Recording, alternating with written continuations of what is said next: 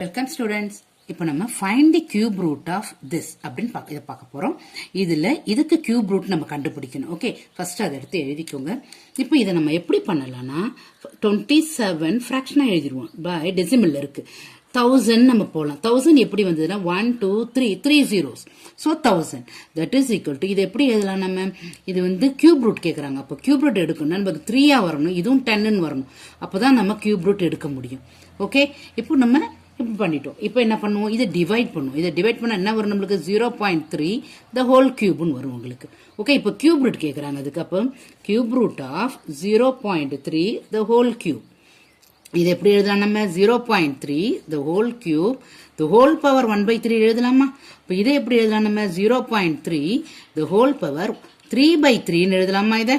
Oh, that is equal to 0.3 answer. 3 gets cancelled. So 0.3 தான் உங்களுக்கு answer. Okay students, thank you. Educate to elevate.